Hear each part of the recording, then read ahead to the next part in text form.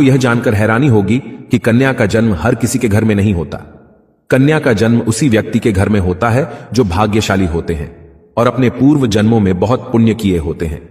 आज की इस वीडियो में हम जानेंगे कि भगवान किस घर को कन्या के जन्म के लिए चुनते हैं और वह कौन से पुण्य कर्म है जिसके कारण मनुष्य पुत्री के माता पिता बनने का सौभाग्य पाते हैं। इसके साथ ही साथ हम आपको इतिहास में वर्णित ऐसी कई बातें बताएंगे जिससे आपको विश्वास हो जाएगा कि पुत्री का जन्म बोझ नहीं बल्कि सौभाग्य का विषय है।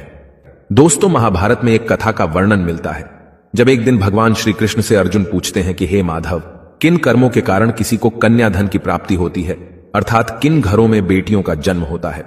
तब भगवान श्री कृष्ण अर्जुन से कहते हैं कि हे पार्थ, किसी भी घर में पुत्र का जन्म भाग्य से होता है परंतु पुत्रियों का जन्म सौभाग्य से होता है।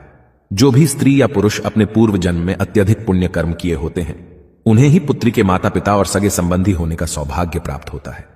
इतना ही नहीं, पुत्रियों के जन्म के लिए उन्हीं घरों को चुना जाता है जो पुत्रियों का भार सहन कर सके, क्योंकि तीनों लोकों में स्त्री अर्थात पुत्रियां ही ऐसी होती हैं जिनका भार हर कोई नहीं उठा सकता।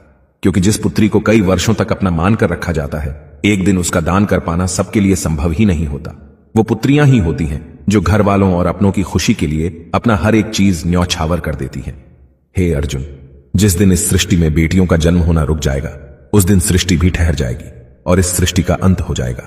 दोस्तों, जब आप भगवान श्री कृष्ण की इन बातों पर गौर करेंगे तो आपको समझ आएगा कि उनका कहना कितना सही है। क्योंकि अगर इस संसार में पुत्रियां ही नहीं होंगी तो ना वंश आगे बढ़ेगा और ना ही ये सृष्टि। कई लोग कहते हैं कि हिंदू इतिहास में स्त्रियों का महत्व नहीं है, जो सर्वथा गलत है, और जिस इतिहास में स्त्री का महत्व नहीं है वह इतिहास हमारा है ही नहीं। धन की देवी लक्ष्मी हो, दुर्गा हो या घोर रूप में महाकाली हो, नारी सर्वस्व पूजी गई हैं। दोस्तों, कहते हैं कि लड़कियां लड़कों से कम नहीं। इस बात की पुष्टि हमारे धर्म ग्रंथ भी करते हैं।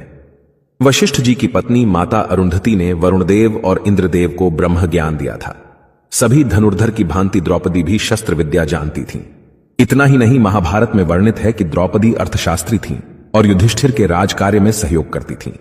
यह असत्य है कि हिंदू धर्म में लड़के लड़कियों की इज्जत नहीं की जाती थी, क्योंकि द्रौपदी के वस्त्र छूने पर पूरे कौरव मिट गए और माता सीता के हरण से सोने की लंका जला दी गई।